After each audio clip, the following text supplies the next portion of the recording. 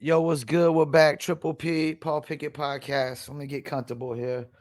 It's like super early in the morning, couldn't sleep. It's like 6:43 a.m. What the hell? We're gonna go ahead and get episode 13 out the way, Triple P podcast. Don't forget, check out New Litter Apparel. It's the New Litter Apparel, newlitter.com. Let me get some orange juice, some vitamin C in my belly. First thing I want to talk about the trade. Stafford for Goff. I mean, like I said in the last episode, there's a lot of teams that's moving off from their quarterback. And so early in the morning, I was about to say their center, but they moving on for their quarterback. And I mean, it's a shame that you could be a quarterback for a team in a Super Bowl like 2 or 3 years ago, and like 2 years later, like the team's already given up on you.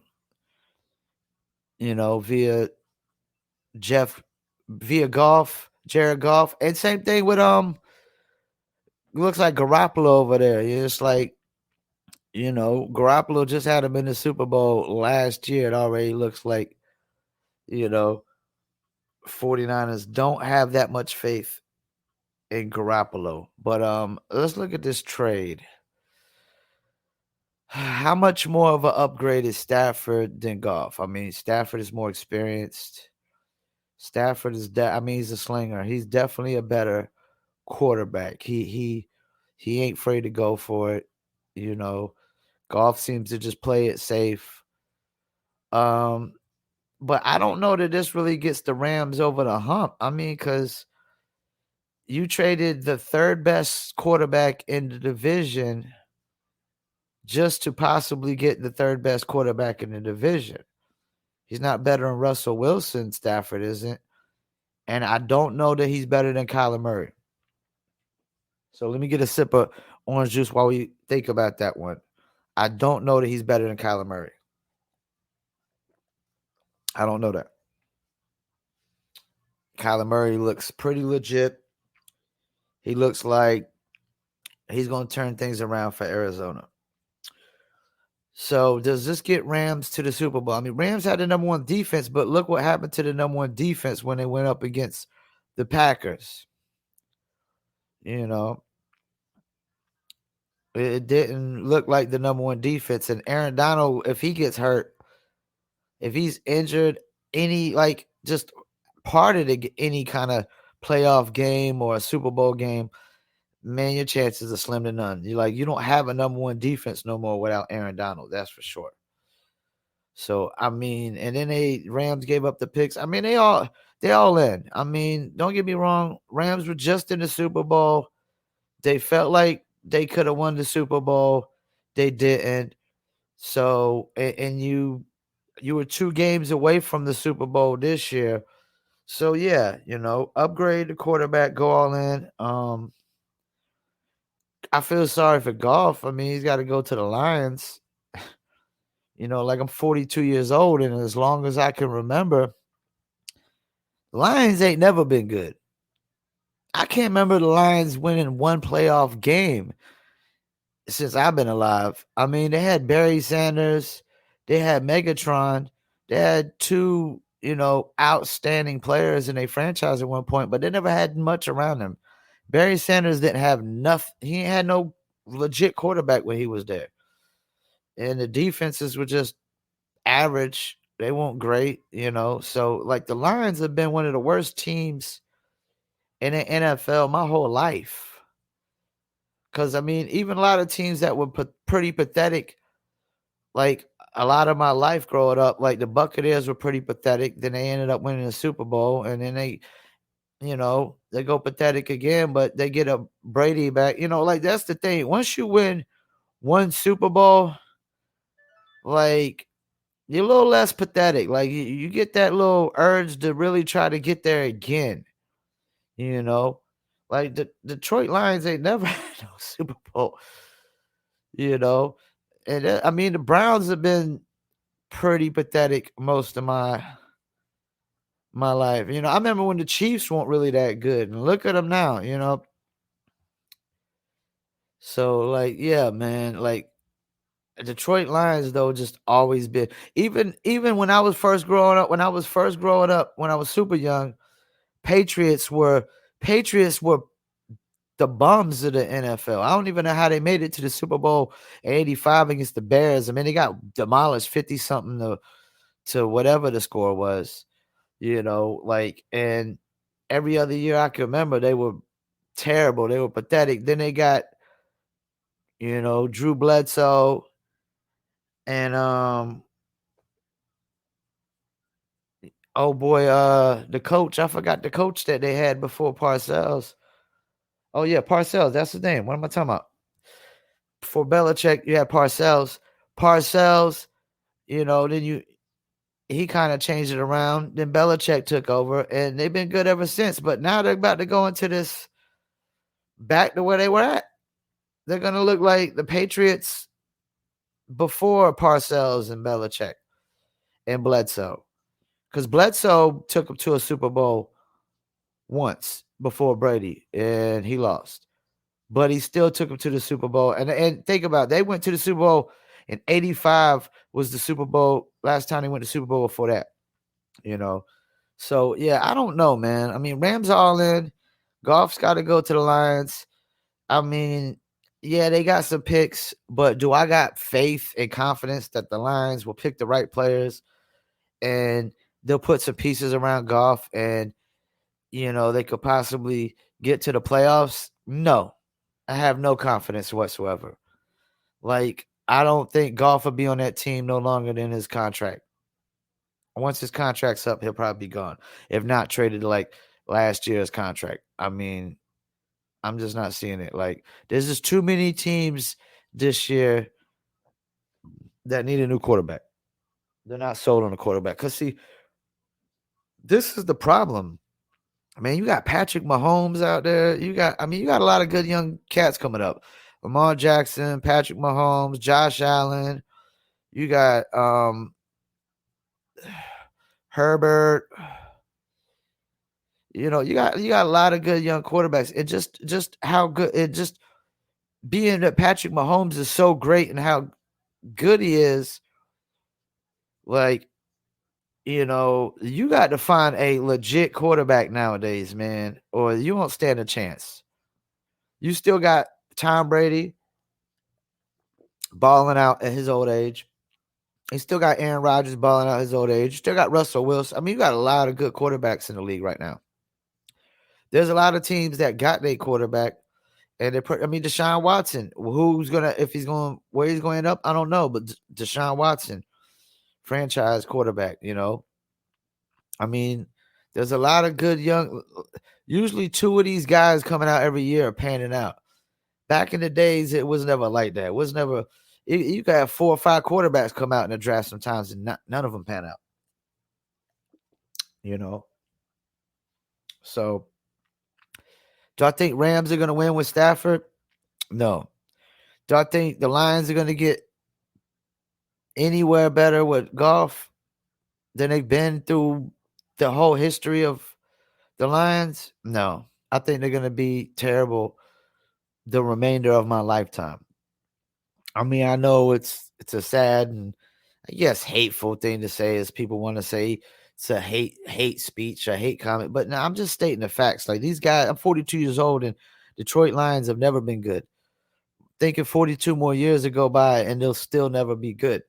It's ownership. It starts from ownership all the way down. But enough with the Goff trade, the Stafford trade.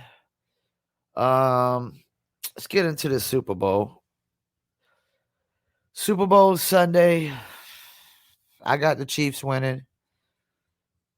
If Tom Brady wins, clearly he's the greatest football player and quarterback of all time.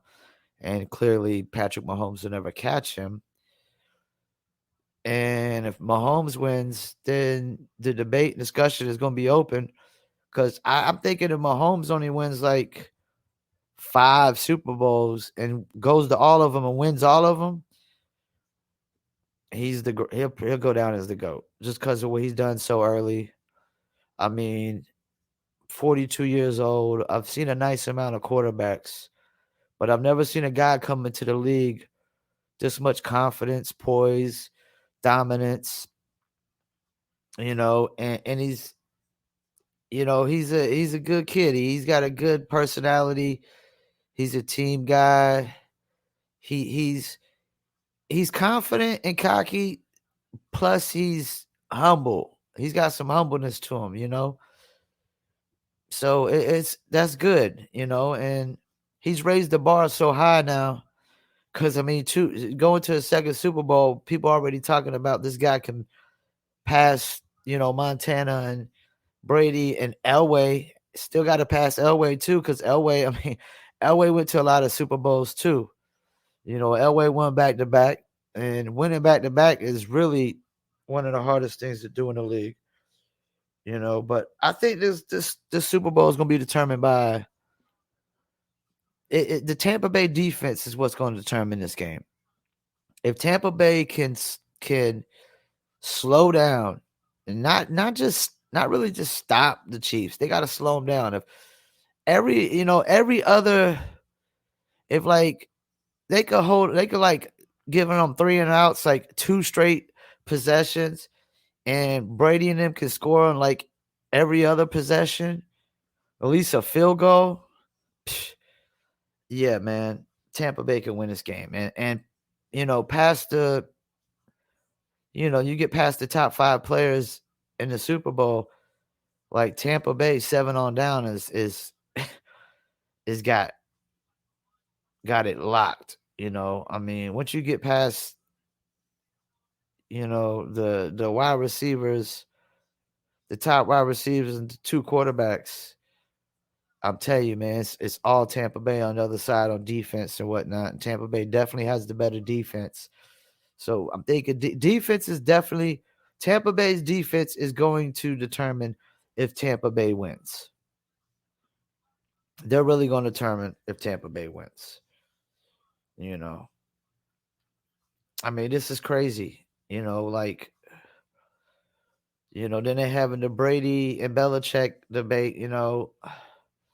Who now they talking about like Danny and Amendola talking about Brady's the Patriot way, so they think it's a shot at Belichick. I mean, I just think like, it's kind of like this, Tim Duncan was the Spurs way. Yeah, Popovich might be the guy that implements this plan in effect, but your star player has to be the guy who buys into this, because that's the player that everybody else is going to buy into. If the star player is buying into you being this hard coach, you coaching it hard, and he's taking the criticism just like everybody else. He's taking the blame like everybody else. The accountability like everybody else.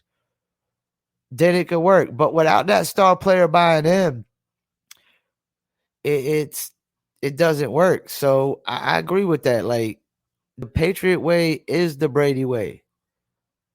Yeah, Belichick, first of all, Belichick's Patriot way didn't work at Cleveland.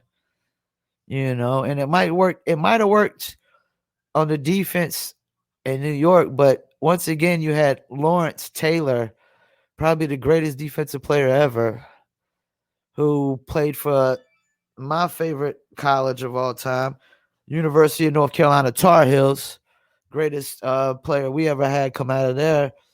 And he had to buy into it. Like, if your top player doesn't buy into the philosophy a coach is preaching, then it's not going to work. So I agree. Like, the Patriot way is the Brady way, because without seeing Brady buying into it, everybody's not going to buy into it. People start seeing, they come into the Patriot locker room and they start, oh, well, Brady ain't buying into the Patriot way. He ain't being held accountable. Then guess what? Other people are going to feel like that's not fair, and they're not going to want to be held accountable. That's just how it works. It's all or none. When you talk about accountability for a team, it's all or none. We're either all accountable for a loss or none. and that's how it works. So, yeah, man. I mean, there's a lot of greatness on the line for this Super Bowl because, like I said, if Brady wins, there's no way in hell that Patrick Mahomes, as great as he's going to be, passes Brady. When you let the old man beat you. You the young, fresh pup in your prime, and you let the old man beat you. Who's still gonna still take it.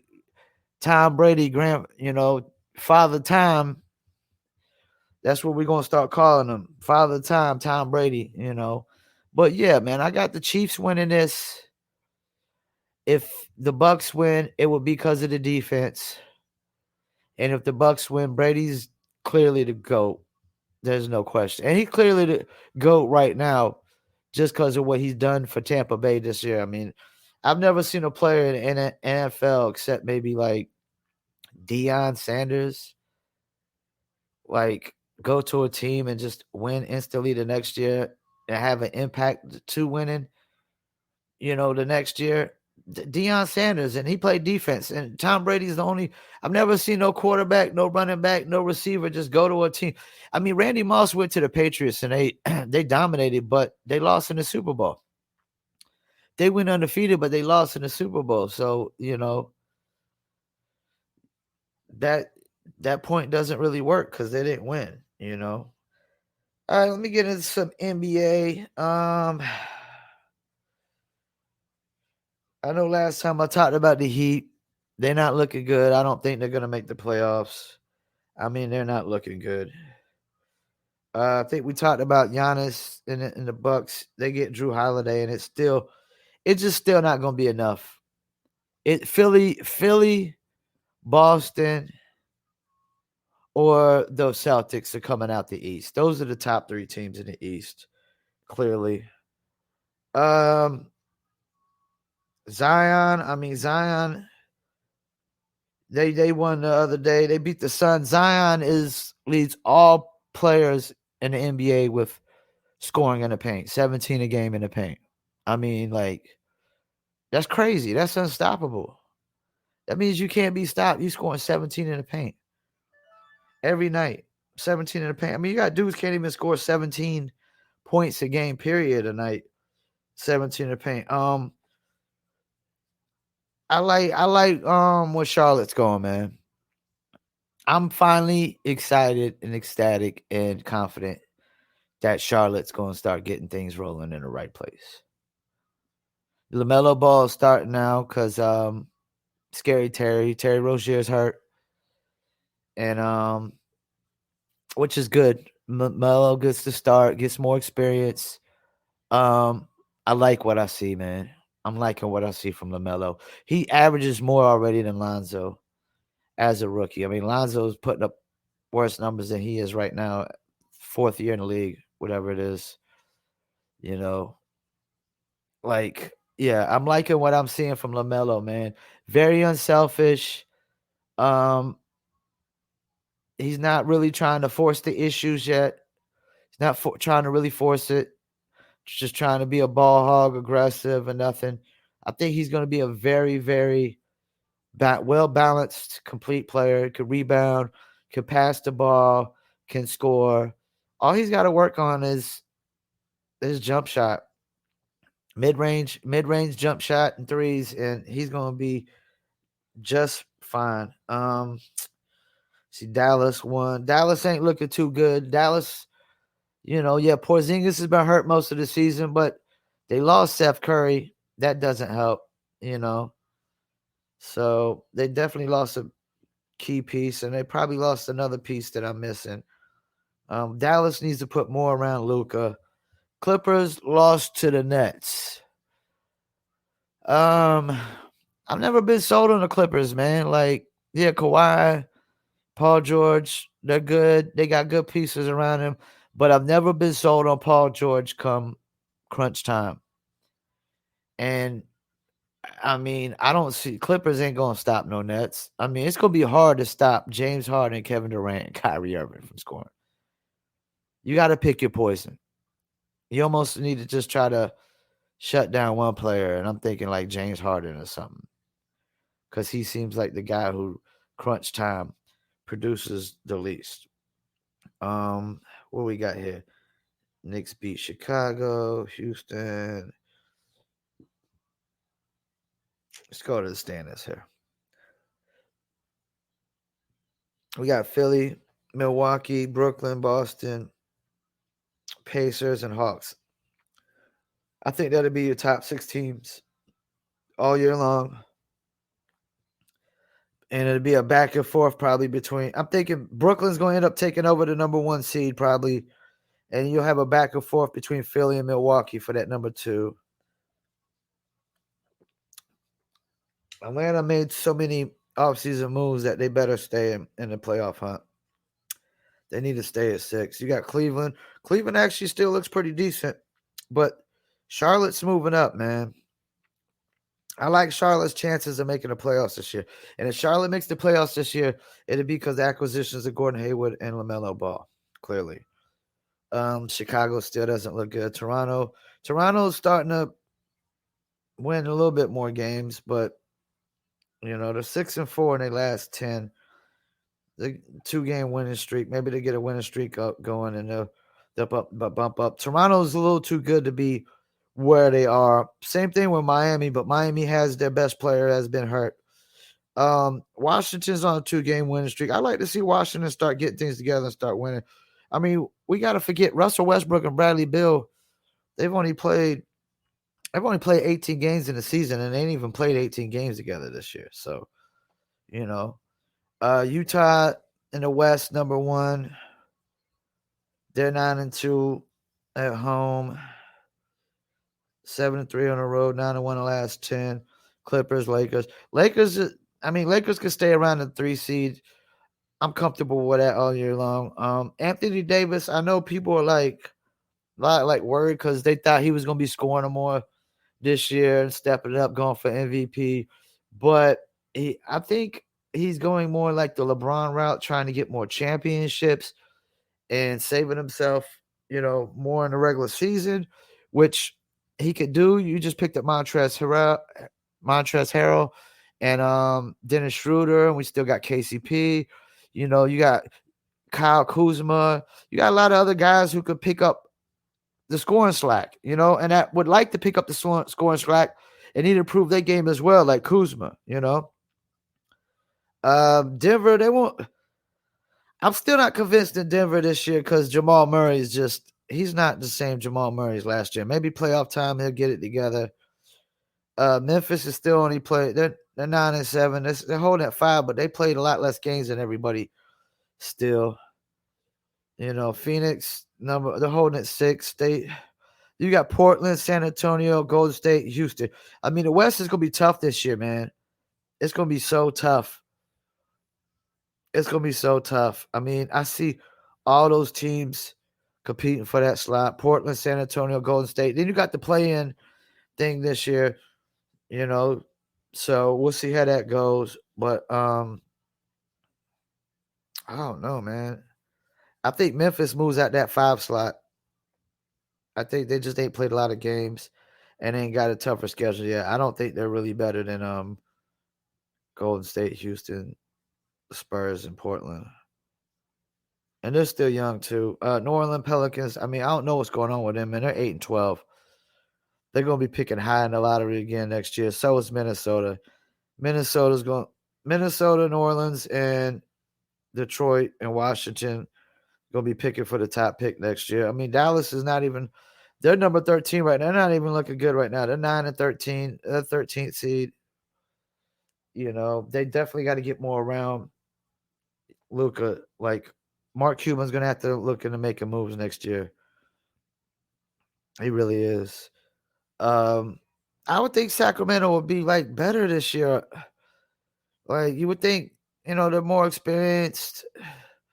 They just got Tyrese Halliburton, and they're just, like, still not showing that they can make the playoffs, man. They're still missing I guess they're missing a big man. They need a better big man. Yeah, this is Orlando's falling down like I knew they would. Yeah, they look good at the beginning of the season, but come on, man. This is a star-driven league. They don't really got no stars on Orlando. Charlotte's got more stars than them. LaMelo Ball, baby.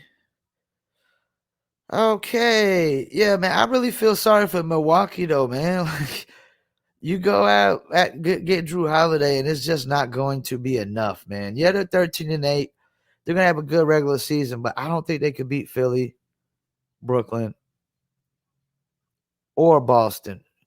Jaylen Brown, and some of these teams, man, some of these teams only got losses, and the record is only what it is because of this COVID protocols. And that's the thing with Memphis. They're only 9-7 because these COVID protocols, they've had to cancel so many games and whatnot. Teams ranked 7 and 10 will participate in the play-in tournament at the end of the regular season. Oh, teams ranked 7 through 10. So, okay, so like Portland, San Antonio, Golden State, and Houston would be in the play-in right now. And whoever win that, 2 of those would go.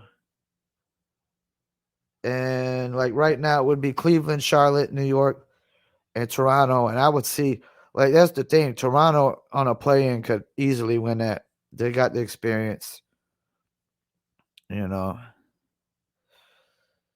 So yeah, man. That's really what's going on in the NBA. You got the NFL. Don't forget, you're on YouTube. Subscribe in that right-hand corner. Hit that subscribe button. Also, follow us on Apple, Spotify, Amazon Music, Deezer, Slacker, TuneIn Radio, iHeartRadio, and several other platforms. Also, the videos show up on Facebook, our Facebook page, Instagram TV, as well, Twitter.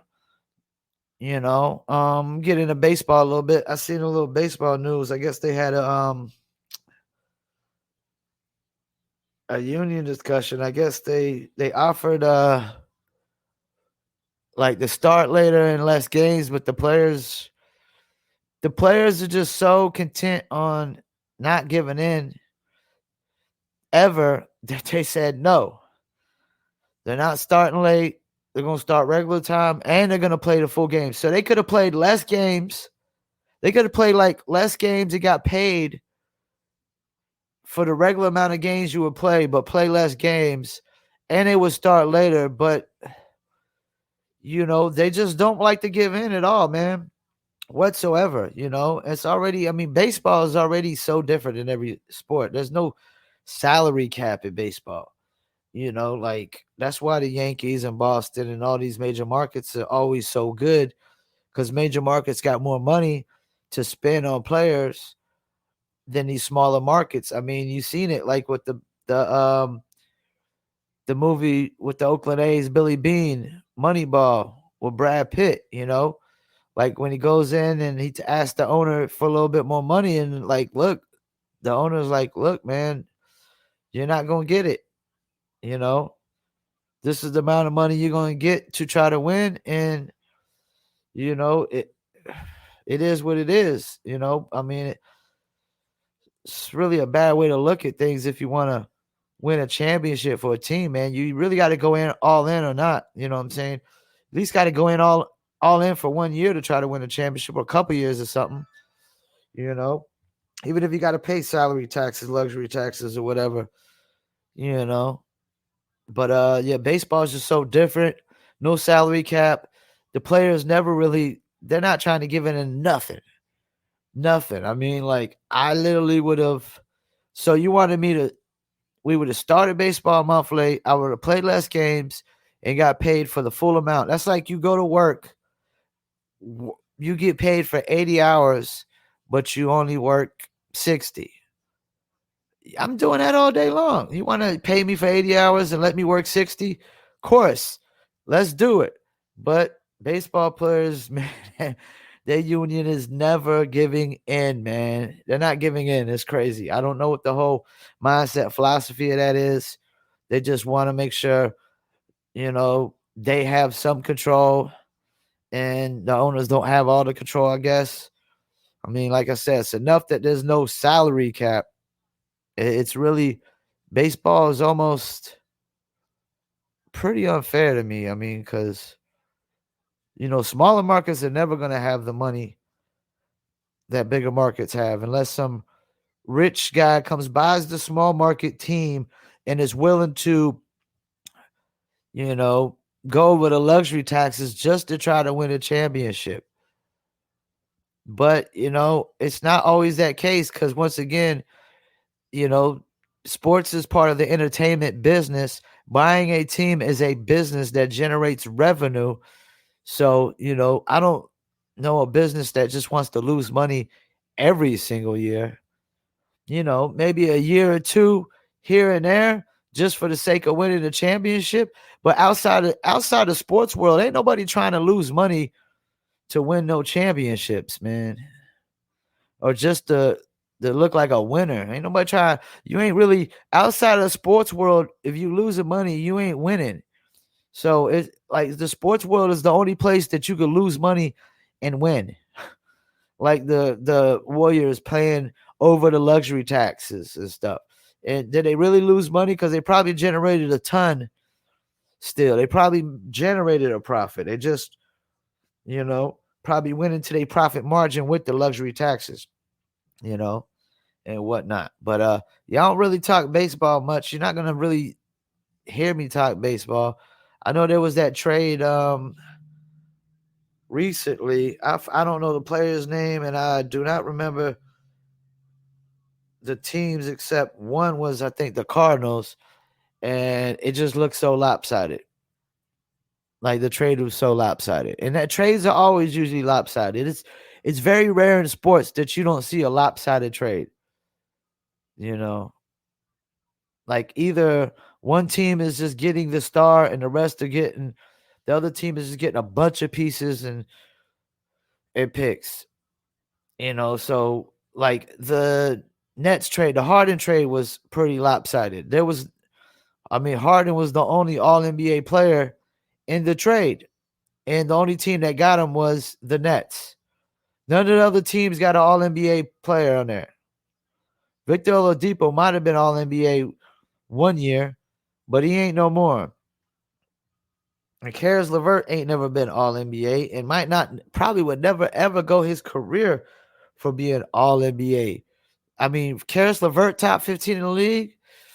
I mean, hey, I'm not saying I don't wish it on him. I don't wish that Karis LeVert be a top 15 player in the league, but is it likely?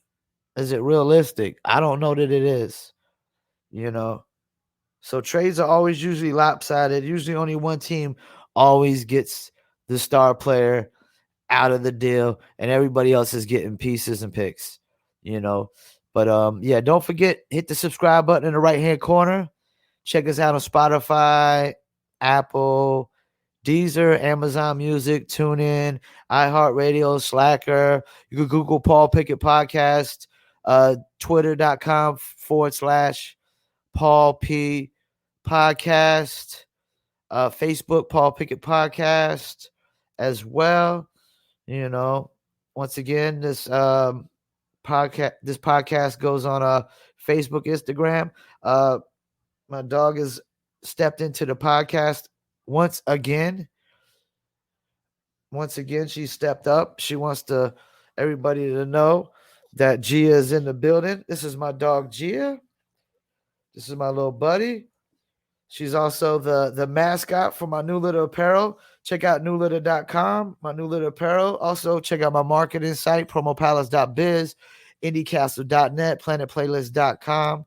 Once again, I'm your host, Paul Pickett. This is the Triple P Podcast, Paul Pickett Podcast. Hit that subscribe button in the right-hand corner, and we out.